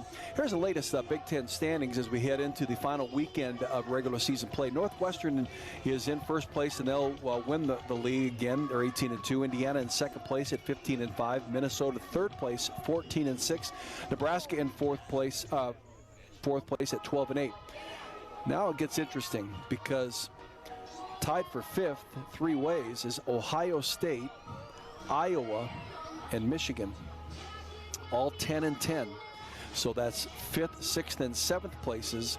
And then Penn State and Wisconsin are tied for 8th. So that's 8th and 9th place. So you can see how close the Hawks could be getting a higher seed or a lower seed, depending on the outcome this coming weekend at Wisconsin. Yeah, and that just shows how critical and important this final weekend of conference play is for the Hawks. Just a couple slip-ups, they can be all the way down 3 seeds, and playing a better team, you don't want that. You want a better seed to get a better chance. So big weekend. No question. Tori Bennett will lift one to the infield, and calling everybody off at second base is Taylor Hogan, and she'll make the catch behind first base. So that's out number one for the Hawks here in the bottom of the sixth inning. And on top of that, Coy, is the fact that you want to be playing your best softball going into the tournament, and so there's no reason for the Hawks not to go up there thinking sweep on the Wisconsin Badgers. Exactly. And just clarify with that may be Tori Bennett's last at bat, and she's had a wonderful freshman year for the Hawkeyes. It's been fun to see her mature and just play with more confidence as the season's gone by. She plays shortstop too. That's a pretty heavy demanding position on the infield, and she's been solid year round. No question. Grace Baines at the plate now. She's up in the count at the ball and no strike. Here's one. She lifts down the left field line. Will it be fair? Just foul. Maya Dodge right on it. And it lands about 2 feet to the left, to the west of the left field line. That's a good spot, and as my old baseball coach used to say, that's a long strike. It is a long strike, isn't it? Exactly, especially when it's so close to being fair and you can get an automatic double off of it. Absolutely. She was around first already before Maya Dodge had even gotten to the softball. So a ball and a strike now on the junior Grace Baines from Kansas City, Kansas. Here's the pitch from Packard. It's down and in. 2 balls and a strike. Baines with 3 hits in the Rutgers series this past weekend. She had 2 doubles, a couple of RBIs, and she walked once. Baines kind of been an iron player for the Hawks in her career. Here's one that she bounces right back to the circle, and Kaylin Packard with her glove right in front of her chest. He's lucky. Ball bounced right into it. Yeah, good play by the pitcher, Packard. We've seen UNI kind of fumble with a lot of those hard-hit balls in the infield, so good for her to maintain and get the play right there. So 2 gone, and Iowa's bottom of the 6th. It'll bring up Tristan Doster. Doster, the designated player on the day. Doster is 1 for 2, singled in her last at-bat and struck out in her first at-bat. Looks at a pitch that's up and away from her, so it's a ball and no strikes. Sophomore out of Fort Dodge. Yeah, and the Hawkeyes are in a tough situation right now. They're only down to their last 4 more outs. Here's the 1-0 that's upstairs, so it's 2 balls and no strikes. Well, they've done a lot of work with 2 outs this season. We've seen a number of times where they've gotten runners on, moved them around, and maybe even tied together a few base hits to score some runs. Yep, it's just important to know that the margin of error is just a lot more slimmer, though, when you're running down of outs. Here's the 2-0 that's downstairs, so 3 balls and no strikes. Kaylin Packard in the circle last couple of innings. Yeah, she's done a really well job for UNI as the 3rd pitcher coming in. Well, she led him in innings pitched last year. Here's the 3-0. It's called strike 1. Last year, Kaylin Packard threw 172 and 2/3 innings. No other pitcher threw over 100 innings other than Samantha Heyer at 96. Packard was 20-6 a year ago, so she's continued that into this season. Here is the 3-1, and Tristan Doster reaches out, rips one between Sanders and Snyder at 3rd for a 2-out base hit. Here we go. The rally's on. Yep, there we go, Jerry. You just said it. They've done a lot of work with 2 outs, so good for Doster to put the ball in play and get it through to the outfield. Now we got Avery Jackson up, and we're about to the top of the order, so good things can happen. That's right. Avery's the number 9 hitter in the lineup. She popped up to pitcher in her last at-bat, singled in her first at-bat, has teammate Tristan Doster at first base. Hawks trail it 4-2. We're in the bottom of the 6th. Here's the first pitch to her. Bounces on the move is Tristan Doster. It didn't get far enough away from the catcher for Northern Iowa, Alexis Papillo. And Doster's thrown out at second base, but she made a good attempt. Yeah, great throw by the catcher. It looked like Doster kind of stuttered at the beginning because she didn't. It looked like the catcher had it, but then she kind of fumbled it around in her hands. Great play by the catcher to get the out. Critical, huge out for UNI to get out of the inning. So we go to the top of the 7th inning. Northern Iowa will take a 4-2 lead into their last at-bat. We'll see if the Hawks can shut them down or if they will add to it, because it's batters 7, 8, and 9 when play resumes. This is Hawkeye Softball on Big Ten Plus.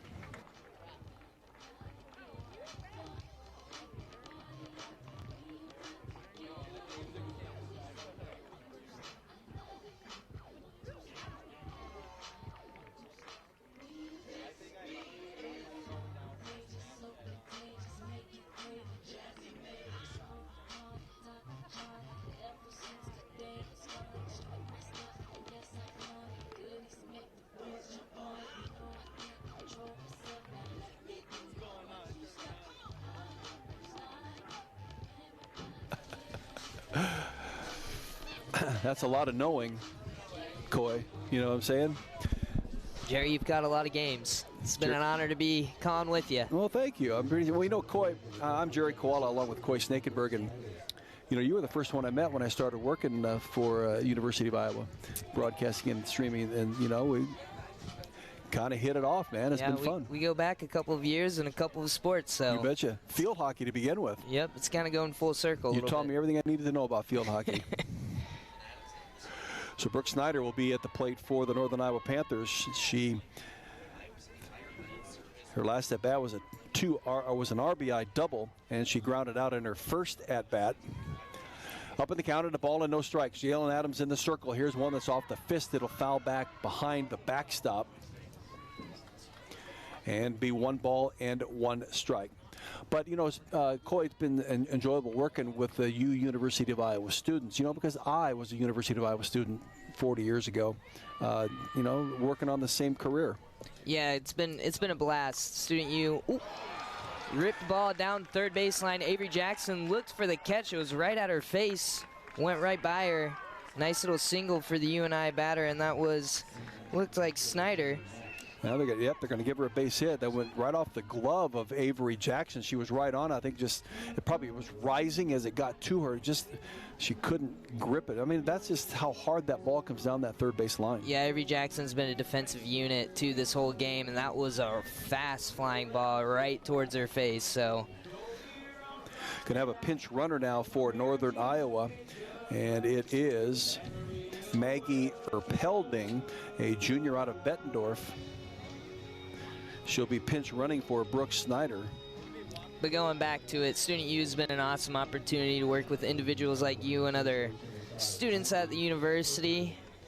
It's kind of cool what's going on with it behind the scenes and everything. Just a tremendous opportunity. You know, anybody who wants to be a journalist, you know, you got to go to college. When I was going to hear journalism, we didn't have all of this digital technology, so it was either radio or you were learning about TV. Here is the first pitch to Sammy Moss back in. Moss was pinch hit for it back in the 4th inning by Faith Standerlin. You know, so the opportunities were so much less. Now you've got all of these great sources of opportunity. Just wonderful, I think. Here's the 1-0 hit out into center field. Tatiana Roman will come in, make the catch. Nice play by Tatiana Roman. Kind of held my breath, though, as throw to first base. We've kind of seen a couple overthrows, and that would be detrimental for the Hawkeyes right here, the top of the 7th. Well, Maggie Erpelding had kind of strayed off first base a little bit, and Tatiana was coming in. It was not very far throw. Just want to make sure that she got back to first okay, and she does. So that'll bring up Darren Lamprecht, 9th hitter in the lineup. So Northern Iowa presumably is going to get to the top of the order here. Here's the first pitch from Jalen Adams on the move down to second base, and stealing second is Erpelding. Good steal by the pinch runner. That's why they go in. Everyone plays a part on the team. That's right. Okay, Maggie Erpelding making her 35th start. She has scored 15 runs, so this is she's no stranger to this, Maggie Erpelding, and she has stolen her 11th base in 14 attempts. So she a threat on the base paths. Here is right off the end of the bat to Tori Bennett.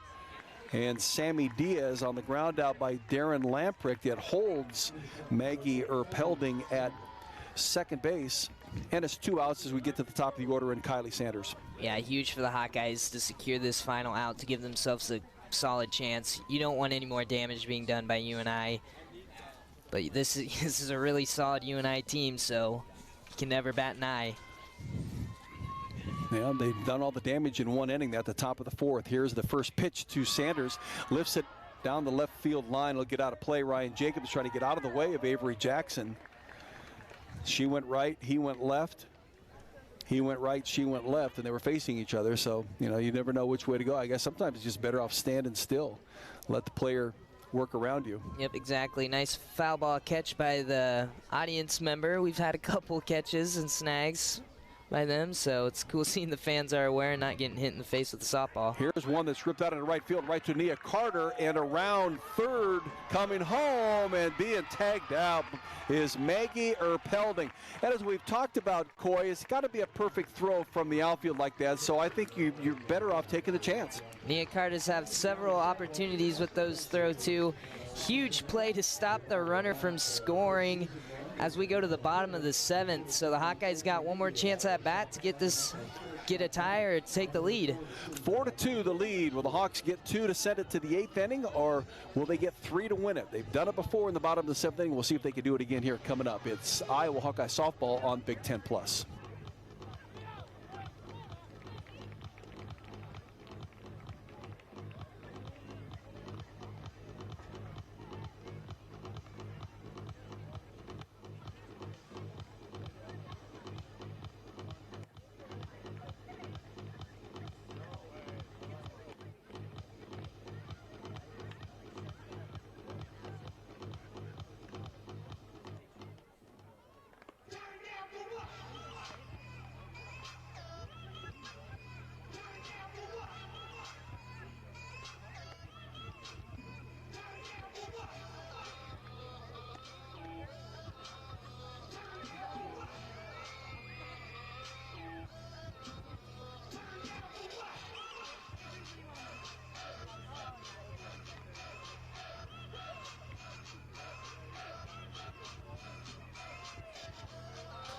Well, we head to the bottom of the 7th inning. Iowa Hawkeyes, numbers 9, 1, and 2. Avery Jackson, Briley Klostrom, and Tatiana Roman need 2 to send it to the 8th inning, 3 to win it. See if they can come up with it right here. I think Avery Jackson's due for one too. I got a feeling. Well, she singled in her first at-bat. Back in the 2nd inning, she popped up to the pitcher in her 2nd at-bat. Here is the first pitch, swing and a miss. Kaylin Packard in the circle for the University of Northern Iowa. Again, the Missouri Valley Conference champions, regular season for the 2nd year in a row. They'll take the #1 seed into the MBC tournament next week. Play on Thursday against an opponent to be determined through this weekend's play. Here's the 0-1, now is 1 ball and 1 strike. And they're playing, the Missouri Valley Conference tournament is in Carbondale, Illinois, which is the home of Southern Illinois. Panthers with a 4-run 4th to keep this 4-2 lead. Here is an off-speed pitch that's swung on and missed by Avery Jackson. So 1 ball and 2 strikes on the freshman. Yeah, Packard's got her in a good spot right here. She's gonna play with the ball location, so Avery Jackson's got to focus in and make sure she sees it a strike and takes a good rip at it. Here's the 1-2 from Kaylin Packard, the right-handed pitcher, called strike 3 on that outside corner of the hills. It looked like it was a long way out. Yeah, but like I said, she was gonna move it and put it in a different spot. She got the umpire to go for it. Good frame by the catcher. Tough way to go for Avery Jackson at the first out of the bottom of the 7th. Yeah. When you try to get your hitters to be disciplined and swing at good pitches only, and she didn't see it as a good pitch. I thought it was outside as well, but the umpire saw it differently and called it a strike 3. Brodie Klosterman steps to the left-handed batter's box. She looks at a pitch that's called strike 1.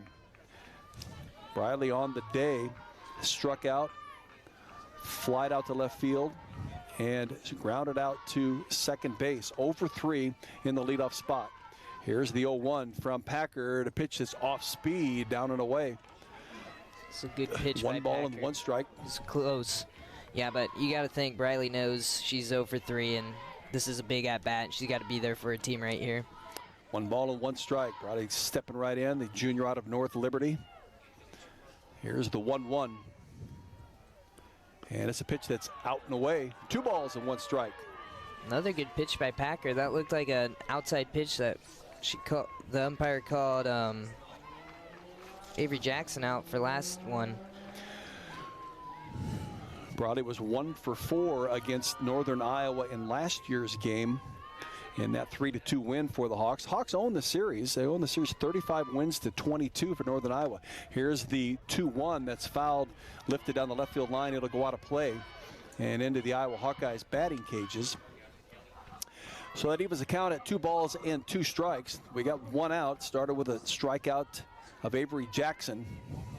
Yeah, it's pretty cool, too. They've got a lot of history, these two teams, and for a mid-major, getting a decent amount of wins over the Hawkeyes is impressive. And so, you know, it's there. The competition's there in this state of Iowa. Here's the 2-2 to Briley. It'll bounce in front of home plate, so it will make the count full at 3 balls and 2 strikes. Briley had a couple of hitting streaks during this season, a 4-game hitting streak from the 11th of March through the 17th. Lehigh, Bucknell, Lafayette, and Marist, and then the second game of the Northwestern series through the Drake game.